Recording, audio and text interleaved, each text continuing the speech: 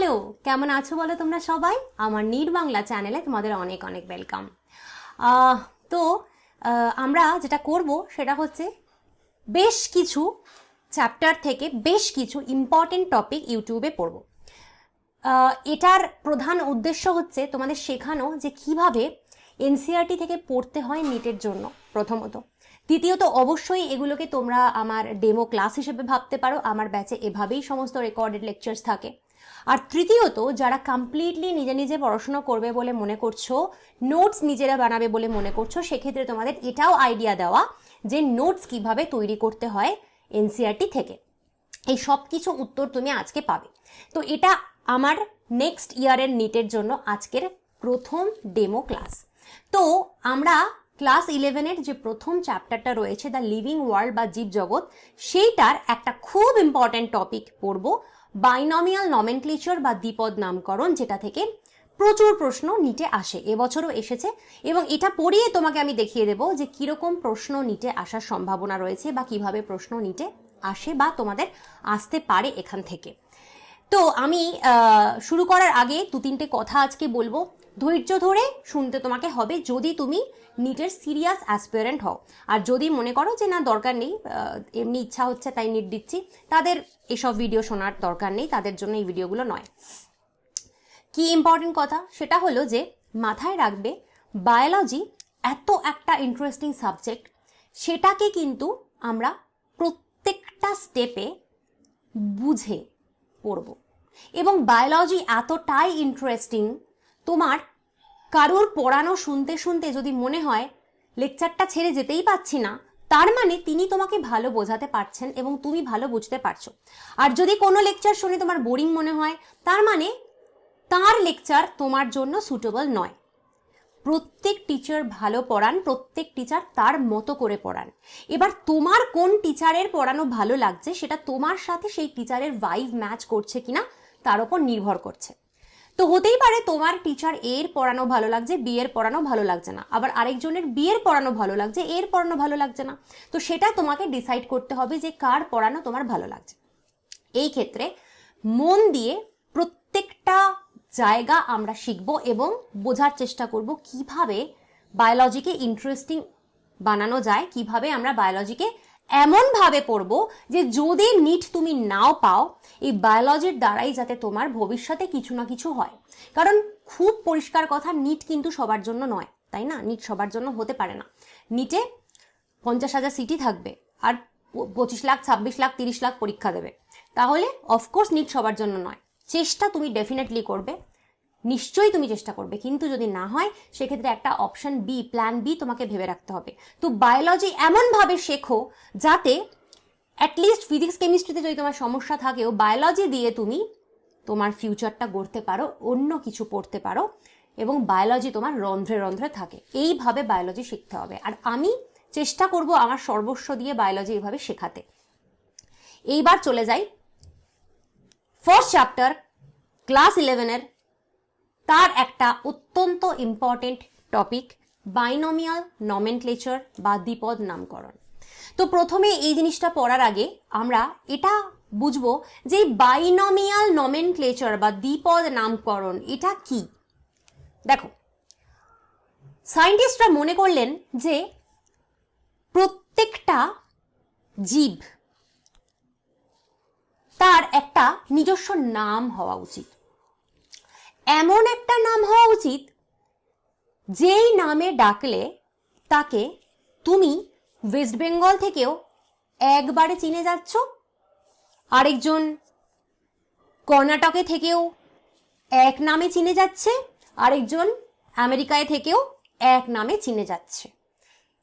এক এবং অদ্বিতীয় নাম হওয়া উচিত প্রতিটা জীবের। তো এই ক্ষেত্রে যা খুশি নাম কি দেওয়া যায়? একটা প্রাণী আমি আবিষ্কার করলাম, তার আমার ইচ্ছা মতন একটা নাম দিলাম ঢোলুনাথ। আমার ইচ্ছা হলো ঢোলুনাথ নাম দিলাম, আমি ওকে আবিষ্কার করেছি, অতএব ওর নাম দিলাম ঢোলুনাথ। তো ঢোলুনাথ নামটা কি প্রযোজ্য? আমার ইচ্ছা হলো আমি দিলাম আর সেটা চলবে না। এই সায়েন্টিফিক নেম যখন তুমি দিচ্ছ, তোমার বেশ কিছু রুলস ফলো করতে হবে। তুমি আবিষ্কার করলেই তুমি যা খুশি নাম তার দিতে পারো না, তোমার বেশ কিছু রুলস ফলো করে তার নাম দিতে হবে। তাই এই ঢোলুনাথ ফুলুনাথ নাম চলবে না। এই হলো বাইনমিয়াল নমেনক্লেচার বা দ্বিপদ নামকরণের উদ্দেশ্য। প্রতিটা সায়েন্টিফিক নাম এই বাইনমিয়াল নমেনক্লেচার বা দ্বিপদ নামকরণ মেনে চলে। তো এর নাম বাইনমিয়াল বা দ্বিপদ কেন সেটাও আমরা দেখব। তো একটা একটা করে পয়েন্ট আমরা দেখব। যা পড়াচ্ছি কমপ্লিটলি এনসিইআরটি থেকে পড়ানো, কিন্তু বই থেকে না পড়িয়ে আমি আমার নোটস থেকে পড়াচ্ছি। কারণ বারবার তোমাদের একটা কথা বলি যে কোন জিনিস ডাইরেক্ট বই থেকে পড়াবো, কোন জিনিস নোটস থেকে পড়াবো, কোন জিনিস অন্যভাবে পড়াবো, সেটা কিন্তু একটা টিচার বুঝবেন যে কোন চ্যাপ্টার কিভাবে পড়াতে হবে। তো এইগুলো আমার নোটস যেগুলো দেখছো, এগুলো আমি আমার পেইড ব্যাচে দিয়ে থাকি। এখান থেকে তোমার দুটো আইডিয়া হচ্ছে, এক হচ্ছে কিরকম নোটস তুমি আমার পেইড ব্যাচে পাবে, আর 2 নম্বর হচ্ছে যারা কমপ্লিটলি নিজে নিজে পড়াশোনা করবে তারা ভাবতে পারো যে কিরকম নোটস বানাতে হবে। তুমি এনসিইআরটি থেকে এইভাবে নোটস বানাতে পারো। নোটস এরকম হবে যেখানে অফকোর্স প্রত্যেকটা পয়েন্ট থাকবে, এর বাইরে কোনো প্রশ্ন নিট তোমায় জিজ্ঞেস করবে না, অথচ কংক্রিট হবে, ছোট হবে, ক্রিস্প হবে, কিন্তু কমপ্লিট এনসিইআরটি কভার করবে। Note should be like that. তাহলে এখান থেকে তুমি নোটস বানানোটাও আজকে শিখতে পারবে। এইবার এই রুলস অফ নমেনক্লেচার বা নামকরণের যে নীতি, সেইটা কে দেন প্রথম? এই যে তোমাকে বললাম সায়েন্টিফিক নাম তৈরি করার জন্য তোমাকে নমেনক্লেচার নীতি ফলো করতে হবে, বাইনমিয়াল নমেনক্লেচার বা দ্বিপদ নামকরণ ফলো করতে হবে। সেটা কে দিয়েছেন, কোন সায়েন্টিস্ট প্রথম দেন? তিনি হলেন মহামান্য ক্যারোলাস লিনিয়াস। ক্যারোলাস লিনিয়াস নামক সায়েন্টিস্ট সর্বপ্রথম রুলস দেন যার দ্বারা তুমি একটা প্রাণীকে আবিষ্কার করলে বা উদ্ভিদকে আবিষ্কার করলে তার নামকরণ করতে পারো। তো কি সেই রুলসগুলো? 7টা রুলস তোমাকে জানতে হবে। প্রথম হলো প্রতিটি জীবের একটি মাত্র নামই থাকবে। প্রতিটি জীবের একটি মাত্র নামই থাকবে। আচ্ছা, each organism has only one name. তার মানে ধরো আমি মানুষের ক্ষেত্রে বলছি, মানুষের সায়েন্টিফিক নেম কি? Homo sapiens. হোমোসেপিয়েন্স, এই হোমোসেপিয়েন্স একটাই নাম মানুষের হবে। তুমি মানুষের আর একটা নাম দিতে পারো না। তোমার মনে হলো হোমোসেপিয়েন্স বলে আমি মানুষকে ডাকবো না, আমি মানুষকে হোমোকেপিয়েন্স বলে ডাকবো, না, হবে না। প্রতিটি জীবের একটি মাত্র নামই হবে। হোমোসেপিয়েন্স মানে মানুষ, সেটা তুমিও বুঝছো, আমেরিকার লোকও বুঝছে, কানাডার লোকও বুঝছে, অস্ট্রেলিয়ার লোকও বুঝছে। প্রতিটি জীবের একটাই নাম থাকবে। নেক্সট কি? তো এটা প্রথম পয়েন্ট আমাদের হলো। নেক্সট পয়েন্ট কি? একটি জীবের প্রদত্ত নাম অন্য জীবের নামকরণের ক্ষেত্রে ব্যবহৃত হবে না। Such a name has not been used for any other known organism. মানে এই হোমোসেপিয়েন্স নামটা আমি আর কাউকে দেব না। আমার মনে হলো যে মানুষের নাম হোমোসেপিয়েন্স, চলো আমি বাঘের নামও হোমোসেপিয়েন্স রাখি। না, বাঘের নাম আর হোমোসেপিয়েন্স আমি রাখতে পারবো না। মানুষের নাম হোমোসেপিয়েন্স অলরেডি রেখে দিয়েছে, হোমোসেপিয়েন্স নামটা আমি আর কাউকে দিতে পারবো না। 3 নম্বর, একটি নামের 2টি পদ থাকবে। প্রথমটি গণগত নাম এবং দ্বিতীয়টি প্রজাতিগত নাম। এই পদ্ধতিটিকে দ্বিপদ নামকরণ বলে। Each name has 2 components, the generic name and the specific epithet. This system is called binomial nomenclature. এইবার আমি একটা সায়েন্টিফিক নামের কথা বলছি, যে ম্যানজিফেরা ইন্ডিকা। চলো, ম্যানজিফেরা ইন্ডিকা, এটা কিসের নাম গো? ম্যাঙ্গো। ম্যাঙ্গোর সায়েন্টিফিক নেম ম্যানজিফেরা ইন্ডিকা। তো এটার তুমি দেখো 2টো ওয়ার্ড রয়েছে, একটা ম্যানজিফেরা, একটা ইন্ডিকা। তো এই ক্ষেত্রে আমরা ওয়ার্ড কথাটা বলবো না, তার বদলে আমরা বলবো কম্পোনেন্টস বা পদ। তো একটা পদ হলো এই ম্যানজিফেরা, আর 2 নম্বর পদ হলো এই ইন্ডিকা। তো এই ম্যানজিফেরা যে পদটা, তাকে আমরা বলবো জেনাস বা গণ, আর এই যে ইন্ডিকা নামের যে পদটা বা কম্পোনেন্ট, তাকে আমরা বলবো স্পিসিস বা স্পেসিফিক এপিথেট একই ব্যাপার, বা প্রজাতি। এবং এই জন্য এর নাম দ্বিপদ নামকরণ, বাইনমিয়াল নমেনক্লেচার। নমেনক্লেচার কথাটার বাংলা হচ্ছে নামকরণ। বাইনমিয়াল, বাই মানে কি দ্বি, বাই মানে দ্বিপদ নামকরণ। তোমার যেমন একটা নাম, একটা সারনেম আছে, টাইটেল আছে, তাই তো? ধরো পুতুকুন্ডু, তা পুতুকুন্ডুর পুতু হলো নাম, কুন্ডু হলো টাইটেল। ঠিক তেমনি সাইন্টিফিক নেমেরও টাইটেল বলবো না, সেক্ষেত্রে আমরা বলবো সাইন্টিফিক নেমেরও দুটো কম্পোনেন্ট বা দুটো পদ থাকবে। প্রথম যে পদটা তাকে আমরা বলবো জেনাস বা গণ, দ্বিতীয় যে পদটা তাকে আমরা বলবো স্পিসিস বা স্পেসিফিক এপিথেট বা প্রজাতি। বৈজ্ঞানিক নামগুলি ল্যাটিন শব্দে এবং বাঁকা হরফে লেখা হয়। Biological names are generally in Latin and written in italics. এটার মানে কি? দেখো, এবার বৈজ্ঞানিক নাম তোমাকে সবসময় কি করতে হবে? ল্যাটিন ভাষাতেই বানাতে হবে। এবার তুমি বলতে পারো কেন ম্যাম, কেন ল্যাটিন? তার কারণ ওই ক্যারোলাস লিনিয়াস ল্যাটিন নাম পছন্দ করতেন। ওই ক্যারোলাস লিনিয়াস সবার প্রথম এই ল্যাটিন নামেই বৈজ্ঞানিক নাম দেওয়া প্রচলন করেন। এবার যেহেতু উনিই প্রথম করেন, তাই উনি যেটা করেছিলেন সেটাকেই মান্যতা দিতে হবে। ক্যারোলাস লিনিয়াস কিন্তু ল্যাটিন ছিলেন না, উনি কিন্তু ছিলেন সুইডিশ, কিন্তু ওনার খুব পছন্দ ছিল, তো উনি ল্যাটিন নামে সায়েন্টিফিক নাম দেওয়া শুরু করেন, তাই আমাদেরকেও সেটা মানতে হবে। এবং শুধু তাই না, সায়েন্টিফিক নেমগুলো বাঁকা হরফে লেখা হয়। এইখানে তোমাকে আমার একটা কথা বলার রয়েছে। ল্যাটিন বলতে এই যে ধরো ম্যানজিফেরা ইন্ডিকা, এই ম্যানজিফেরা এবং ইন্ডিকা দুটো ওয়ার্ডই কিন্তু ল্যাটিন ভাষা থেকে নেওয়া হয়েছে। এবং বাঁকা হরফে যে লেখা রয়েছে, তো বাঁকা হরফে তুমি এখানে দেখতে পাচ্ছ না, কারণ এটা তোমায় আমি হাতে লিখে দিলাম। যখন হাতে লিখবো তখন আমি এই বাঁকা হরফে লিখতে তোমায় পাচ্ছি না, কিন্তু তুমি যখন বইয়ে দেখবে বা গুগল সার্চ করছো, সেখানে কম্পিউটারে দেখছো, তখন দেখবে এইভাবে লেখা থাকে। ধরো এমটাকে এইভাবে লেখা থাকবে, ঠিক আছে? তো ওই লেখার স্টাইলটাকে বলে আইটালিক্স। আইটালিক্স, ঠিক আছে? আইটালিক্স মানে হচ্ছে এইভাবে বাঁকাভাবে লেখা। এটা বেসিক্যালি একটা স্টাইল। তো যে কোনো ল্যাটিন শব্দকে বোঝানোর জন্য এইভাবে বাঁকাভাবে বা আইটালিক্স ফর্মে লেখা হয়। এবার তুমি বলতে পারো ম্যাম এটার কি প্রয়োজন? ল্যাটিন শব্দে লেখা হয় মানলাম, আবার বাঁকা হরফে লেখার কি প্রয়োজন বা আইটালিক্সে লেখার কি প্রয়োজন?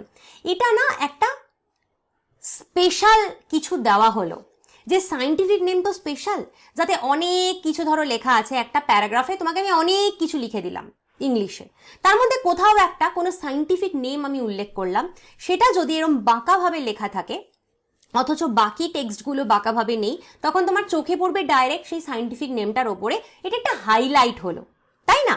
হট করে সব কিছু লেখার মধ্যে যদি একটা বাঁকাভাবে স্টাইলিশভাবে লেখা থাকে, তোমার চোখটা ওদিকেই যাবে, তো ওটা হাইলাইট হলো যে হ্যাঁ বাবা আমি একজন হনু, আমি একজন সায়েন্টিফিক নেম। ঠিক এটাই কারণ, এটা হাইলাইট করার জন্য এইভাবে লেখা হয়। আর যে কোনো ল্যাটিন শব্দে যখন আমরা সায়েন্টিফিক নেম দিই, সেটাকে এভাবে বাঁকা হরফে বা ইটালিক্সেই লেখা হয়, কিন্তু আবার বলছি সেটা তুমি বইয়ে বা কম্পিউটারে দেখতে পাবে। এখানে আমার হাতের লেখায় আইটালিক্স লেখা সম্ভব না। হাতে লিখলে কি করতে হবে? দেখো, বৈজ্ঞানিক নামের দুটি পদকেই হাতে লেখার সময় আলাদাভাবে নিম্নরেখিত করতে হবে এবং ছাপার সময় এরা যে ল্যাটিন ভাষা থেকে উদ্ভূত তা বোঝাতে বাঁকা হরফে ছাপতে হবে। Both the words in a biological name, when handwritten, are separately underlined or printed in italics to indicate their Latin origin. তাহলে আগেই বললাম, যখন প্রিন্ট করছো, বইয়ে পড়ছো, খাতায় কোথাও প্রিন্ট নিচ্ছ বা কম্পিউটারে দেখছো, তখন ওটা ওভাবে আইটালিক্সে বা বাঁকাভাবে হবে।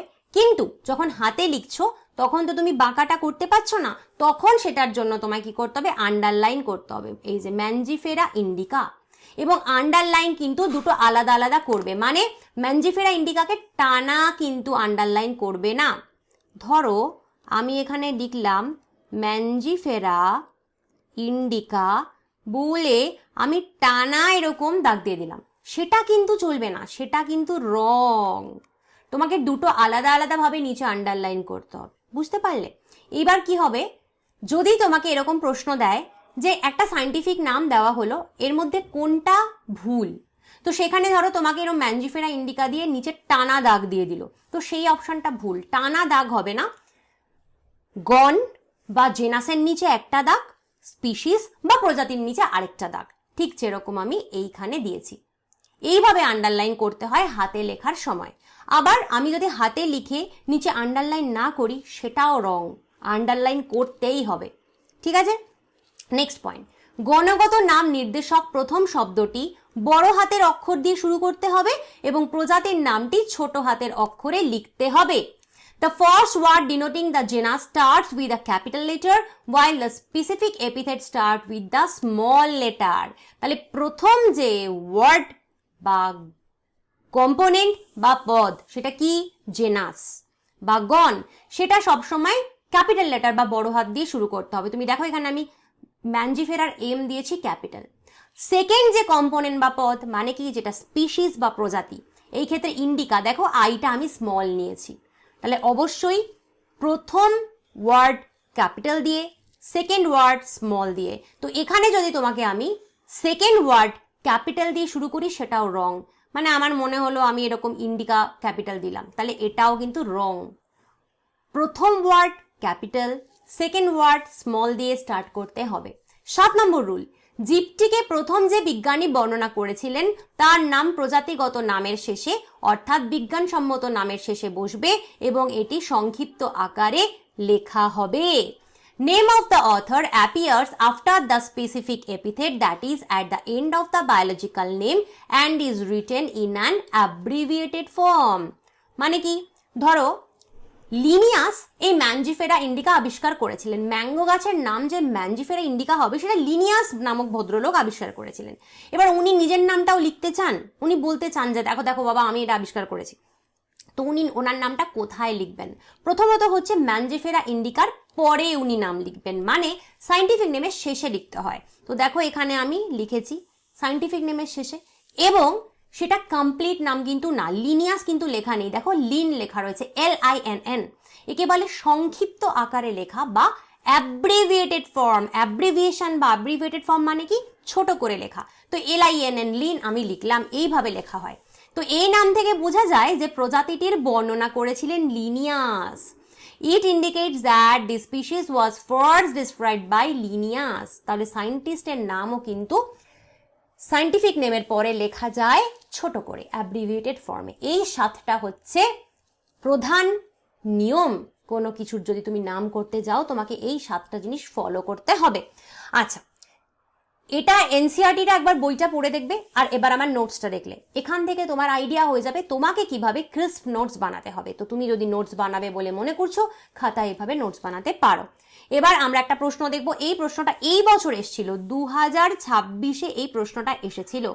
এবার তুমি আমাকে প্রশ্নটা পড়ে বলো যে এখান থেকে তোমার মনে হচ্ছে কিনা যে নিট এতই কঠিন যে বাপের জন্মে আমার দ্বারা হচ্ছে না, সেটা কি মনে হচ্ছে? দেখো প্রশ্নটা দেখো, Which one of the following statements is not true about the universal rules of binomial nomenclature? নিম্নলিখিত বিবৃতিগুলির মধ্যে কোনটি দ্বিপদ নামকরণের সর্বজন গৃহীত নিয়মের সাপেক্ষে ভুল? তাহলে কোনটা ভুল বা নট ট্রু খেয়াল রাখবে, ট্রু না কিন্তু নট ট্রু, কোনটা ভুল 4টের মধ্যে। চলো দেখি। Both the words in a biological name when handwritten are separately underlined or printed in italics. জীবের নামের দুটি শব্দই যদি হাতের লেখা হয় তাহলে এদের নিচে দাগ দিতে হয় অথবা ছাপানোর ক্ষেত্রে বাঁকা হরফে আইটালিক্সে ছাপাতে হয়। ঠিক না ভুল? অবশ্যই ঠিক, কোনো ভুলই এখানে আমি দেখলাম না, একদম ঠিক। The specific epithet in the biological name starts with a small letter. জীবের নামের প্রজাতির এপিথেটটি ছোট হাতের অক্ষরে লিখতে হয়, একদম তাই, কোনো ভুল নেই। The first word in the biological name represents the specific epithet while the second component denotes the genus. জীবের নামের প্রথম শব্দটি প্রজাতির এপিথেটকে নির্দেশ করে, যেখানে দ্বিতীয় শব্দটি গণকে নির্দেশ করে। ভুল, আমরা পেয়ে গেছি আনসার, এটা ভুল। কেন? প্রথম যে শব্দ ফার্স্ট ওয়ার্ড সেটা কি হয়? সেটা হয় জিনাস বা গণ, জিনাস বা গণ। আর সেকেন্ড যে ওয়ার্ড, সেকেন্ড কম্পোনেন্ট, সেটা কি হয়? সেটা হয় স্পিসিস বা প্রজাতি, তাহলে এটা উল্টে দিয়েছে, তাহলে এটা ভুল। 4 নম্বর রাইটই হওয়া উচিত, কারণ আমরা অলরেডি আনসার খুঁজে পেয়েছি। 4 নম্বরে রয়েছে biological names are generally in Latin, জীবের নামগুলি সাধারণত ল্যাটিনে লেখা হয়, একদম ঠিক। তাহলে তুমি দেখো এখানে কিন্তু আমরা আনসার পেয়েছি, আনসার হচ্ছে 3।